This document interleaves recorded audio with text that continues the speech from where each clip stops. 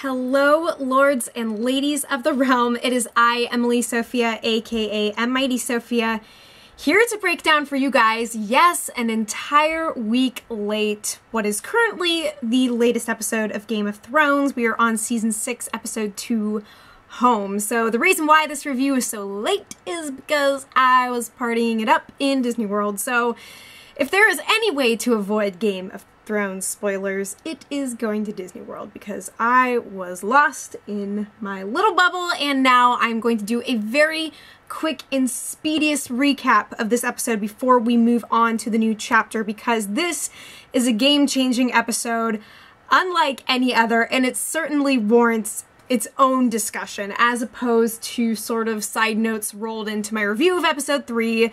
So here we go. I'm gonna race on through this business. You know, I say that now and it's like the video is probably still gonna be 15 minutes long. But anyway, let us begin. So we start off with the beginning of Bran's training with the three-eyed raven. And this, of course, is unprecedented territory in the books, if I'm not mistaken. I mean, as is pretty much everything now. But yeah, and we actually get to start things off by seeing Bran pay his own past a visit. So he's undergoing a very interesting form of training as he explores his own personal history from a new perspective, guided by, of course, the three-eyed raven.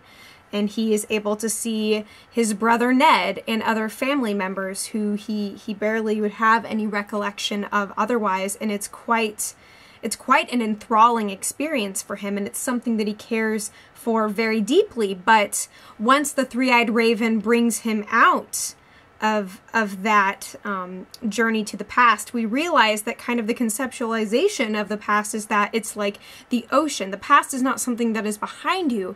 It is something that is beneath you and that you can submerge yourself in, but only for so long.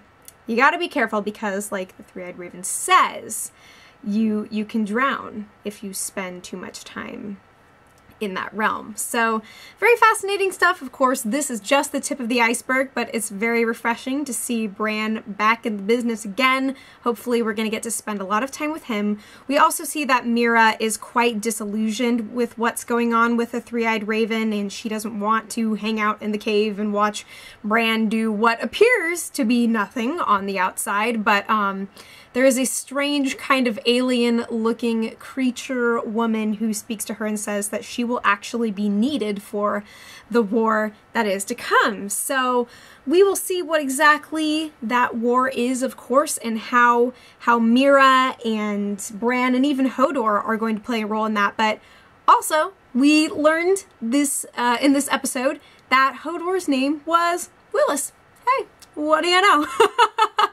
So that, of course, begs the question, what was the trauma that completely barred Willis's ability to speak? And, you know, how did all of that come about? So hopefully another question that will be answered soon down the line. So after that, we see that Alliser Thorne confronts Jon's posse. You know, everybody is ready to do battle. Davos pulls out his sword, as does everybody else. But that is, of course, when the wildlings come busting in. And all it takes is one guy shooting a giant in the shoulder and getting himself smashed into spaghetti sauce against the side of Castle Black for everybody to surrender. And much to our joy, Alliser Thorne and some of his cohorts are placed in prison. And now, of course, it is Davos and everybody else who is on his team. It's their collective mission to try and find a way to deal with the Jon Snow situation. Preferably in the form of maybe bringing him back to life with the Red Priestess. But, you know, that's something we'll get into further into this review. But anyway, so that was a very satisfying and cathartic little insta-surrender. I love how that battle was a complete anti-battle when they realized that there was nothing that they could do. So this could be the beginning of a very exciting alliance with the Night's Watch and the Wildlings for the greater war that's to come. Now we go back to King's Landing and the Red Keep, where Cersei is essentially being kept prisoner. We see that the public is still mocking and berating her, of course, as she was paraded around in the nude by the High Sparrow and Faith Militant. And one of the lead assholes who was trying to convince all of his buddies drunkenly that Cersei licked her lips when she saw him as she was walking by.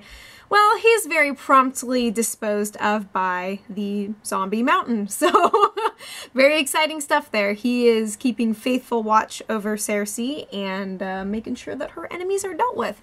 And I love the subtle way in which Cersei acknowledges his services as she sees him come into her room and he's got blood all over his armor and she's just kind of like, okay.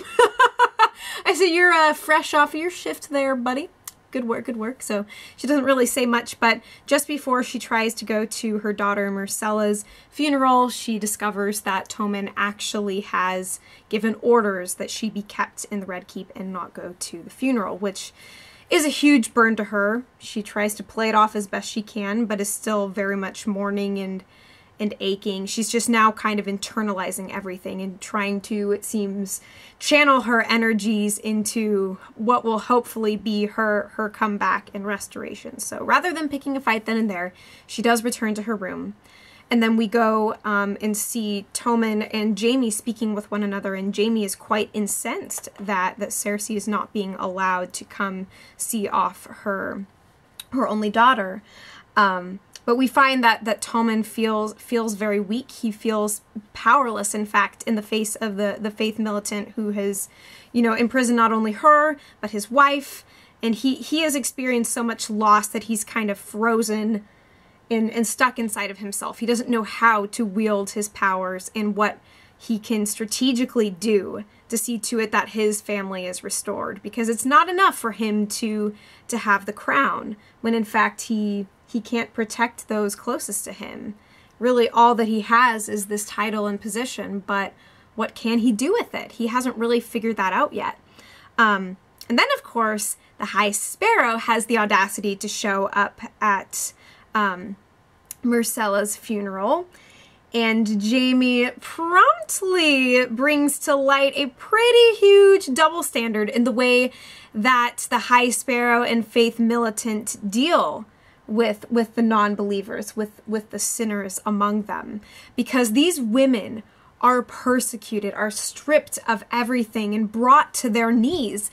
And yet men like Jaime, who have spilled blood and committed atrocities, are not tried in the same fashion.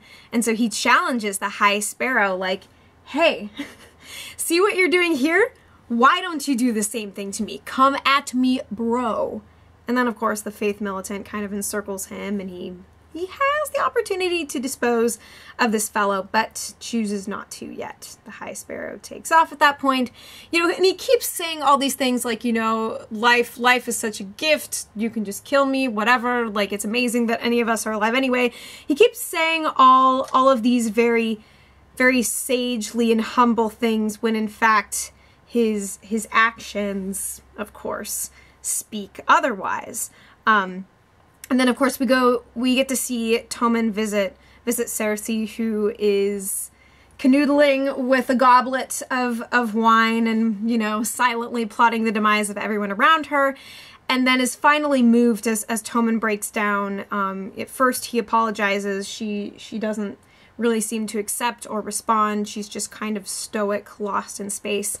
But then as he begs her for help, she realizes that she does in fact have the power to act through her son, who is still learning and who is still trying to find his bearings in the political world.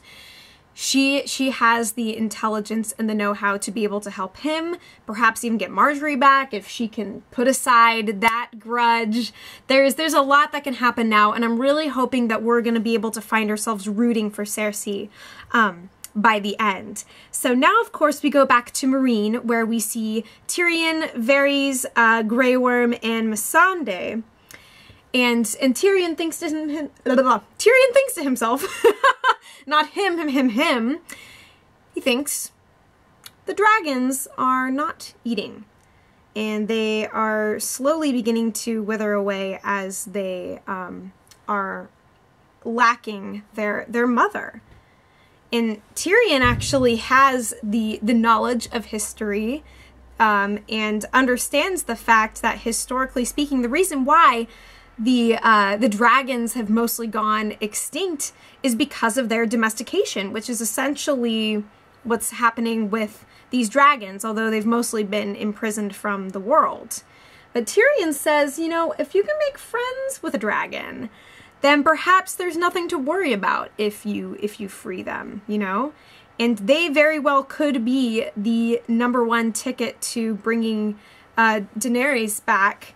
And so Tyrion decides to pay the dragons a little visit, with Varys standing in the background as he enters the catacombs, or the prison where the dragons are being kept, and he proceeds to sweet talk them in a way that only Tyrion can. I actually wrote this quote down because it is yet another one of my favorite things that Tyrion has ever spoken in the show. He says, "I'm friends with your mother. I'm here to help. Don't eat the help." So he presents a very logical argument in his favor and actually removes the shackles from their necks. I think that technically they're still restrained, right? Because of course I would assume that the two of them would go whooshing off into the great unknown if those were the only chains that were tying them down. So, but it's a good gesture. It is one that Tyrion promptly regrets, but I think at the end of the day, he's probably on the right track. So good on you, Tyrion, for being a thinker and an innovator, for drinking and knowing things. You will ever be appreciated in Westeros and beyond.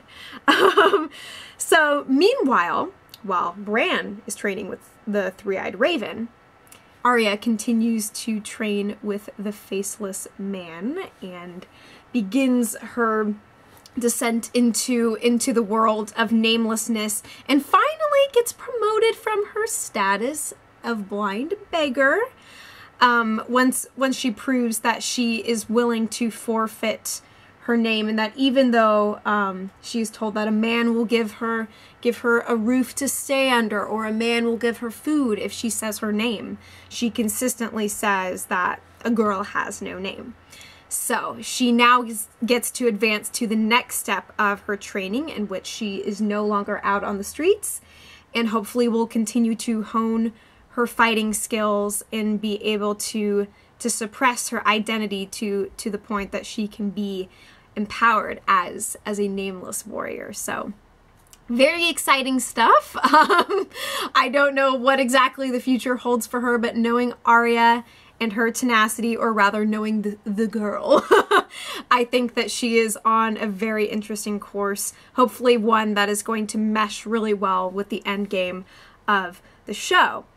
So now the Boltons get a status report on the disappearance of Sansa Stark, and discuss the possibility of trying to take Castle Black and find a way to maintain their hold of the North, while, you know, they're talking business up until the point that Ramsay and Roose Bolton, his father, discovered that Roose's wife, Lady Walder, I believe, she has had a baby, and it is indeed a boy.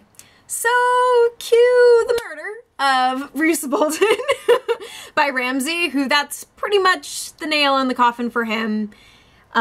So even though he is quick to congratulate his father, and they share some surprisingly warm words with one another, that is of course immediately following Roose's mad dog speech.